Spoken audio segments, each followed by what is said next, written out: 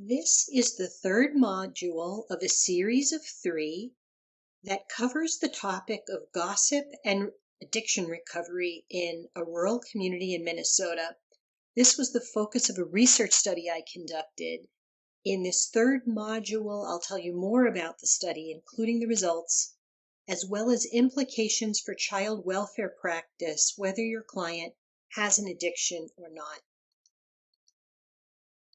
So for those of us just tuning in, my name is Amy Krentzman. I'm an associate professor of social work at the University of Minnesota. And just to add some variability on this introduction to myself, I'm including the cover of the College of Education and Human Development at the University of Minnesota. This is Connect, our alumni magazine, and I was on the cover with my colleague, Jennifer Dietrich, who was of great help to me for one of the studies I conducted on sober living houses in St. Paul. And it leads me to mention to you that I collaborate with community members all the time in order to conduct my research. In the past, I have worked with the Union Gospel Mission in St. Paul. I went into Union Gospel Mission and I taught a group of men in residential treatment there for addiction some communication skills to see if those communication skills could be learned by them and if they might have a favorable effect on their recovery. At Wayside Women's Recovery Center in St. Louis Park, I did a preliminary study of a journaling practice that I developed to support addiction recovery. And then a follow-up to that study, a randomized controlled trial of the journaling practice, was my partner Neway in Minneapolis. And since that study was conducted during COVID, it took place remotely. So I didn't go into the Neway facility. I had originally planned to, but we converted it to a remote intervention once COVID was with us. So sometimes, like the gossip study, there isn't a community organization that I'm partnering with for the study. I just put out the word to a whole community. But other times the study happens within the context of a community. And if your organization is interested in working with me on research, please feel free to reach out to me. I do have an idea for a research study with agencies in the community, in the rural community, where I would teach people, teach social workers or peer counselors how to use this journaling practice that I developed, and then you would implement the journaling with your clients. So if that interests you or you have any other ideas, feel free to reach out to me, or feel free to reach out if I can be a speaker for your organization in any way. Once again, thank you for all that you do and the wonderful impact that your hard work has on the well-being of children and families. I wish to thank all of the people who support my research in so many ways, either with dollars or with hard work. And here we are at Module 3. In Module 3, I'm going to show you the conceptual framework that constitutes the results, the main finding of the interviews on gossip as it affects addiction recovery in rural communities. I'll tell you about the themes that are the building blocks to the conceptual framework and some direct quotations from the research participants. Finally, I will conclude with some implications of study findings for child welfare. Again, whether your client has an addiction or not. So a little bit, I'm going to step back just a bit before showing you the conceptual framework to tell you a little bit about what we found in these interviews. When we first read through all the interviews, what we found is that people sometimes described rural life in general, and people sometimes described recovery in general, but we were interested in the area of overlap. So we were interested specifically on the content related to recovery as it occurred in rural communities. So that area of overlap had a bunch of different themes in it. And those themes included sort of like we broke them down into two main groupings. One that we called recovery-oriented systems of care. These are sociological organizations or groupings that support recovery, like Alcoholics Anonymous meetings, recovery churches, and recovery community organizations. The second major theme in the area of overlap were the sociological factors related to recovery in rural communities. And that included dual relationships, like when the treatment provider, the addiction counselor, also has a secondary relationship with their clients. And the experiences of people who were not predominantly white middle-aged men in the community, the experience of people who were women, who were young, who were Spanish-speaking, who were Native Americans, or who self-identified as being mixed race. So also in this area of overlap was a very interesting set of findings about people who were not middle-aged white people and what their experience was like.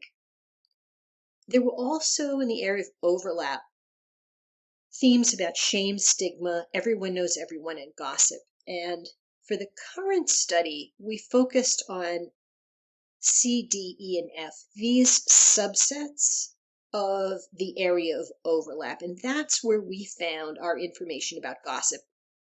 So the study I'm presenting to you today is about those themes within that area of overlap.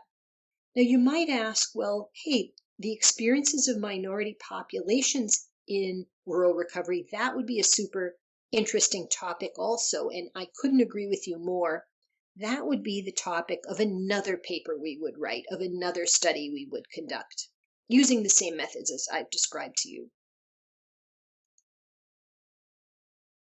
So now I'm going to show you the conceptual framework derived inductively from the data. And by inductive, what I mean is that we studied the interview transcripts and the conceptual framework came out of those interviews. We didn't approach the data with theory already in mind that we were looking to apply to the data.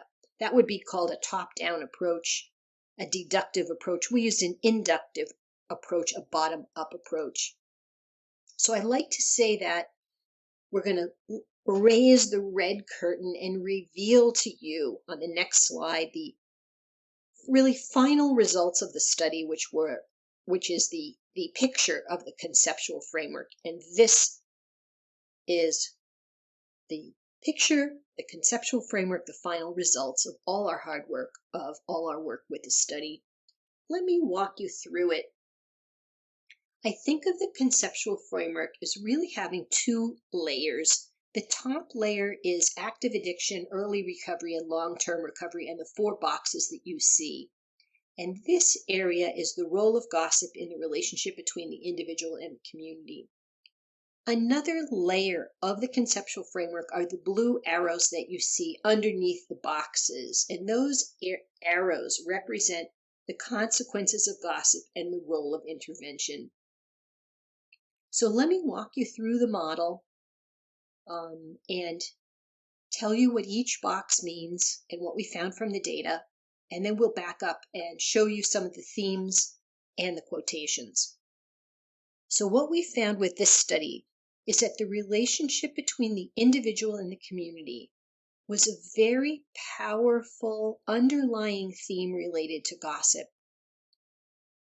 And therefore, it's a powerful theme in our conceptual framework. Gossip in this model is represented by the dashed boxes. So during active addiction, the gossip from the community to the individual was mostly around condemnation of the individual behavior. In early recovery, things were mixed. The gossip of the community toward the individual that was negative had to do with the community doubting that the person had really changed. But in early recovery, the gossip of the community to the individual could also be positive, with the community expressing gladness that the person was changing and getting better.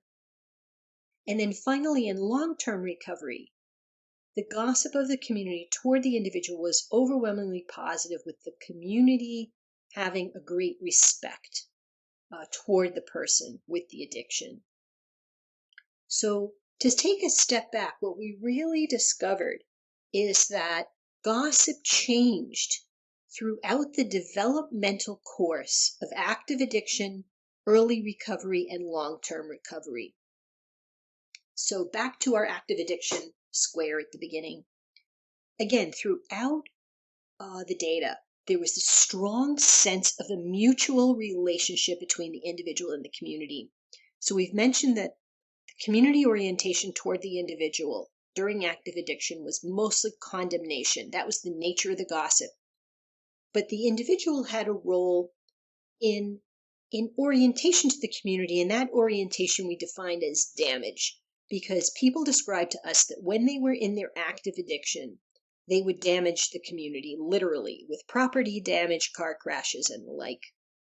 And you could feasibly, it sort of holds together that if the individual is going to damage the community, the response will be condemnation. And also that condemnation might perpetuate addiction in a person because it would inflame or upset the person, and that could lead to further addictive behavior. In fact, the blue arrow pointing down from active addiction says reluctance to seek treatment. The fact of community gossip made people reluctant to go into addiction treatment because they were afraid of what people would say about them.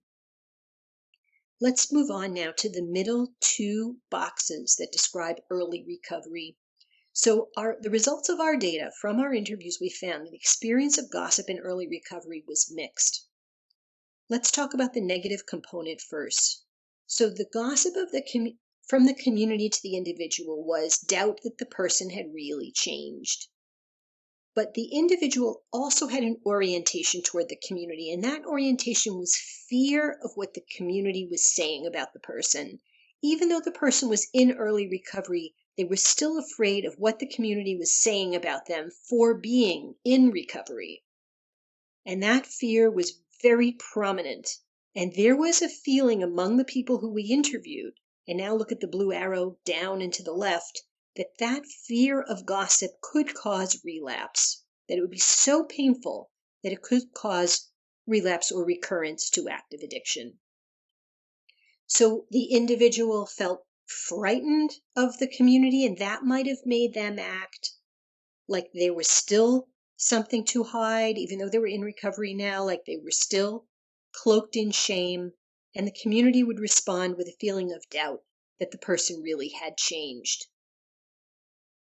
However, in early recovery, we also had an interaction between the individual and the community that was grounded in a positive tone.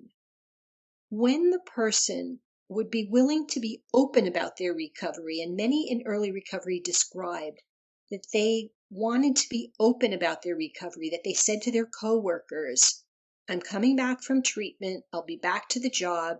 If you have any questions about me, ask me directly. Don't talk to other people about it. Come to me. And people would disclose, and they wouldn't hide the fact that they were in recovery. So there was an openness of the individual toward the community. And the community responded by being glad, by gossiping that the person looks better, that they're doing better. And oftentimes, because that gossip had a positive tone, the community would sometimes directly direct their comments straight to the individual and say to them, you're looking good. I'm glad to see you doing better. Now, let's go over to long-term recovery on the far right. Here, what we would see after years and years of recovery, and it would take a very long time, the person's reputation in the community would finally change. And the individual would become a kind of a lighthouse in the community, kind of a beacon of recovery, and would be known as a go-to person for any addiction problems in the community. And that person would be willing to serve as someone who would be helpful if the addiction was in one's self or one's family members. So they were in the community, they knew about addiction, they had expertise, whether they had become a professional counselor or not. And the community would then have respect for that individual and appreciation for the role they would serve. Now, in our interviews, people also talked about intervention. They identified that the problem in the community was a lack of information about recovery. And this we thought was really interesting. It was at the level of early recovery, the level of the community's knowledge about addiction needed to be increased, but the person in early recovery also needed some coaching about how to re-enter the community and comport themselves as a person in recovery, and not to realize they don't have to hide anymore. They don't have to have that cloak of shame over their heads anymore.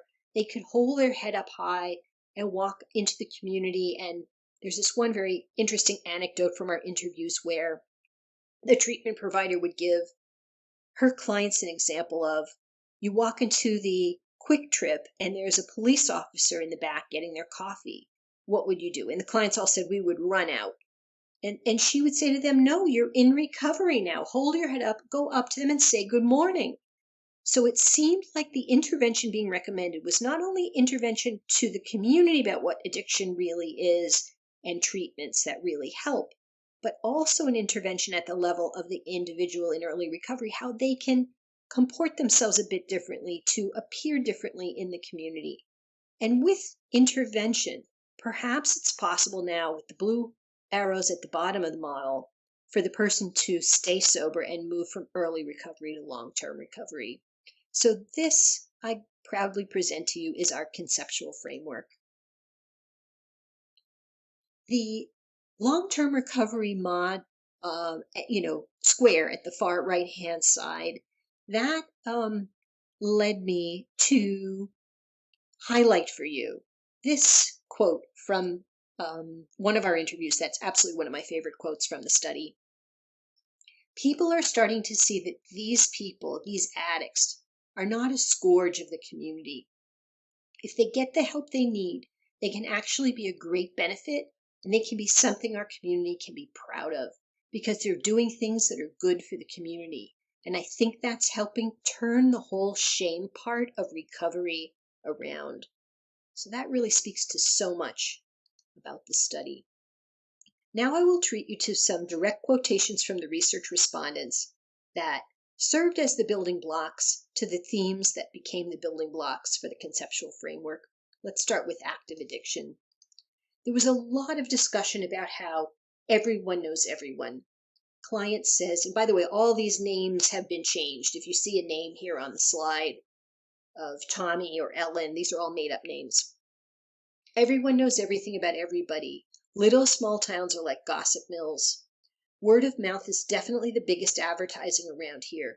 Even if you have a billboard, if you have the word of mouth advertising, it's going to go further than the billboard. So in this set of quotes, we're really seeing how everybody said that gossip was a big deal in these communities. We also heard that gossip exacerbated shame and degraded reputations of people. Someone said, if I made the paper in this town for something I did while I was under the influence, like a DWI, driving while intoxicated and crashed into another car or a building, so that everybody knew that I was that kind of person, which is where you hear the shame content. It's not what he did, it was who he was as a person. I'd feel like I'd want to walk around town with a hood over my head. So here is that shame and stigma secondary to what people were saying about him. Someone said, your status in a small town in the rural areas is like a one-shot deal. People judge you so hard. And someone else said, you get a name for yourself. Worry about gossip kept people from seeking help. Someone said, if you ask for help, then you have got to start telling someone else about your problems, suggesting that then, once you start telling others, everyone would know.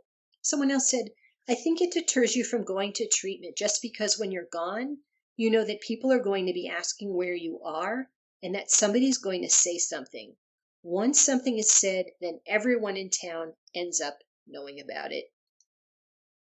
Let's move on to some interesting quotations from the early recovery part of the model. What do people say about fear? Well, in some ways, people had a reason to be frightened because in the data it was very strong that sacred recovery spaces that were presumed to be confidential were sometimes not. They were permeable. We heard that things said in AA meetings got out into the community. We heard that the outcomes of drug court proceedings also got out into the community. And that gossip would reach the ears of people. Let's say someone went away for residential treatment. They would actually find out while they were away in treatment what the community was saying about them. So these spaces, these sort of boundaries around these systems of recovery and treatment were permeable. Gossip went across the boundary in both directions. Some people gossiped about AA meetings in a disparaging tone. So AA meetings are an incredibly positive thing a person is doing for themselves to support and maintain their recovery. But people would say, what's going on in the church basement tonight? What are all those people going down there for? Then there's the whispers in the other part of the church that those are those people. They have those problems. Another person said, oh, did you know that he's got some drug problems? He's going to that meeting on Thursday night. Really? Oh, so suddenly you've got the scarlet letter again. So people would talk about AA in disparaging tones.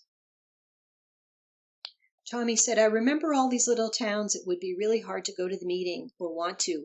People would just get embarrassed. They were so worried about what other people think.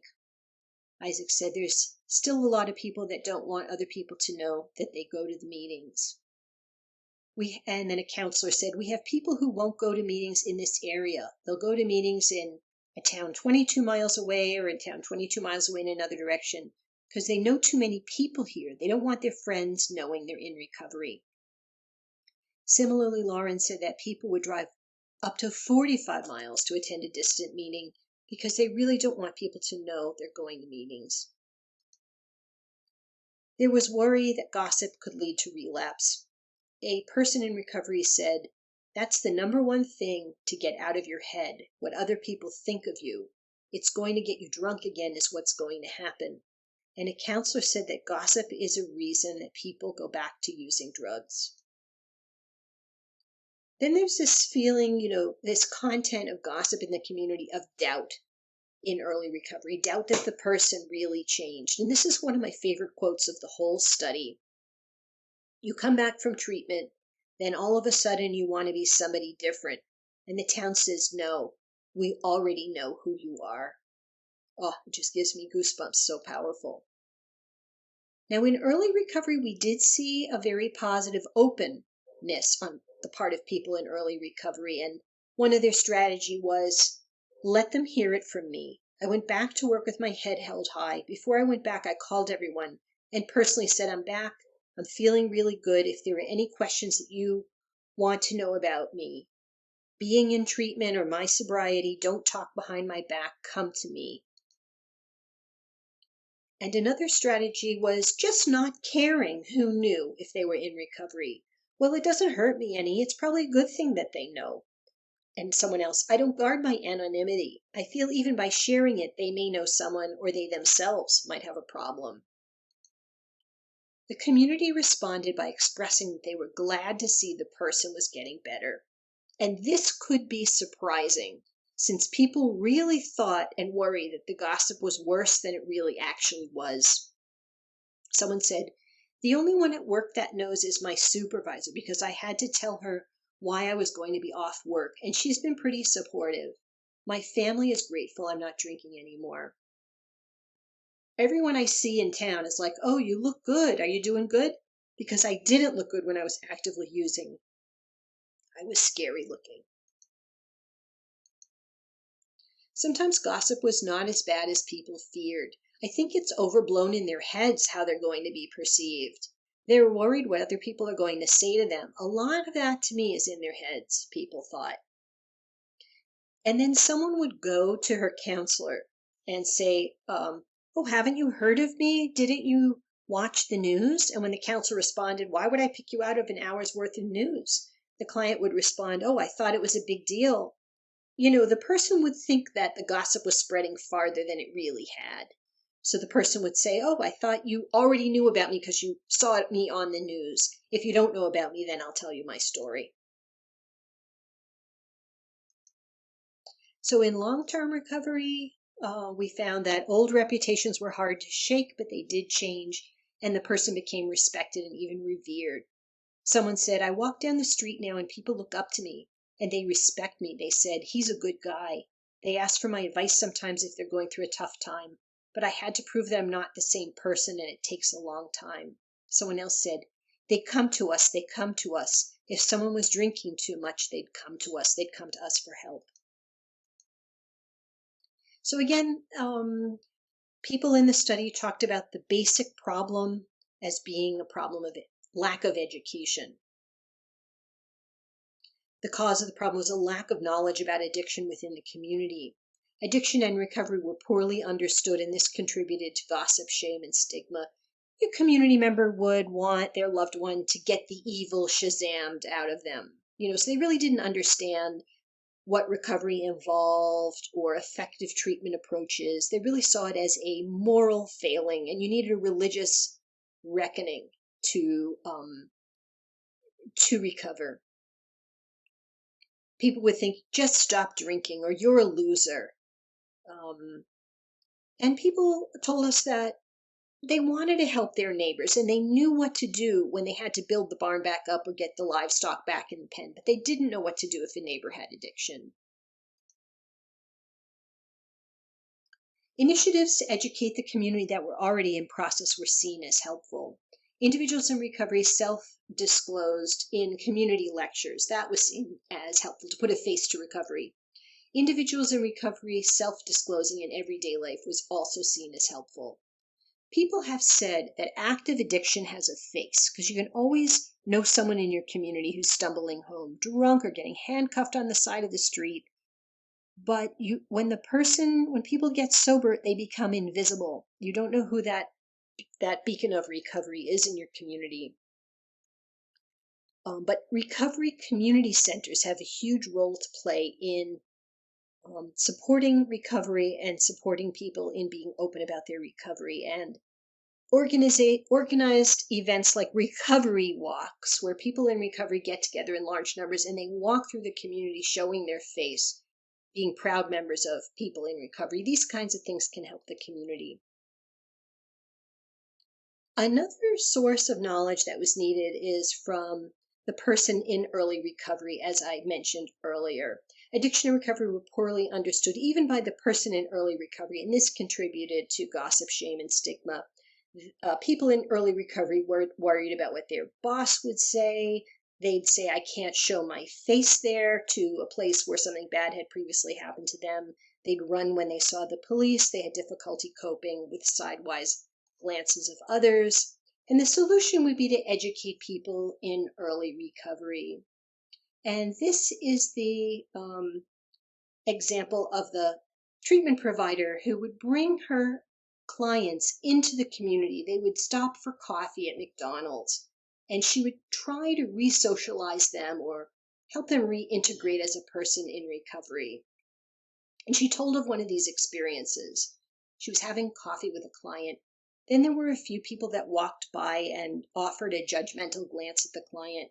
And it was like, because my client's dressed almost like a homeless person and I'm dressed a little bit nicer, but I said to the client, "That's their issue. It's not ours. You have to understand that." And I said, "How many times have you done that? How many times have you judged other people?" And I said, "Well, what did you think of me the first time you met me? You probably judged me, but then you got to know me, right?" And then the provider said to her client, "We all do that. We all judge others. Just remember, that's their issue. It's not our issue." And this is her example of how they should go up to police officers they see at the Quick Trip and say, "Hi, how are you?" And not feel like they have to run with a cloak of shame. So that concludes my presentation of the study findings. Every study has limitations. Here I focused on only one region. These findings might not apply elsewhere. Rural communities are diverse. this theoretical model might not hold up somewhere else. Much of what we found might be universal to addiction versus limited to rural communities. The sample was comprised mostly, but not all, of white middle-class people. So what are the experiences of other people in rural communities as it comes to down to addiction recovery? This to me is fascinating. It occurred to me late in the study. We did not interview community members who had no firsthand experience of addiction. So it would be super interesting to go into these communities and just talk to people who are community members and who are not themselves in recovery or who are not treatment providers and ask them these same questions. So what are some implications for your work in child welfare? Well, our results suggest that negative gossip was extremely painful. Individuals felt stigmatized about gossip about active addiction and gossip about them as a person in recovery. There was reason to worry about gossip, and yet fears were sometimes worse than the reality. One thing you can do as a child welfare worker is you can directly bring up the topic of gossip with your client. And perhaps you're already doing this, but ask them, what worries might you have about what the people in the community might be saying about you? And if they're in recovery, what will it be like for you to start life anew in your community as a person in recovery? So to bring it up intentionally as a topic, reassure your client of your own ethical practice that you will keep their personal lives confidential if you are in the same rural community as your client. So reduce their concern that you are going to gossip about them. You can encourage clients to think of positive changes they are making as a badge of honor versus a scarlet letter. You can reassure clients that positive reinforcement will come from the community, but that it will take time and they'll have to be patient. If worry about gossip is especially painful to your client, encourage parents to find strength in their focus on the well-being of their children, that things they do and steps that they take that are helping their kids is the right way forward. And even if they're worried about gossip, to try to keep present in mind this fact that the positive changes they're making are going to really, really help their little ones. Point out that even if people do gossip about them, word of their recovery or their positive change will also be noted by the community, and this can be an inspiration for others to seek help. The client can become a model of recovery in the community, a model of turning their lives around. In general, practice excellent rural social work. Help clients connect with positive social activities in the community. Have ideas ready to share with the client about positive activities in the community. Encourage social connection with other parents at children's sport games, concerts, and volunteering at school or at religious organizations. This concludes the third and final module of the series. I thank you so much for joining me. Feel free to reach out to me for any reason, and thank you for your kind attention.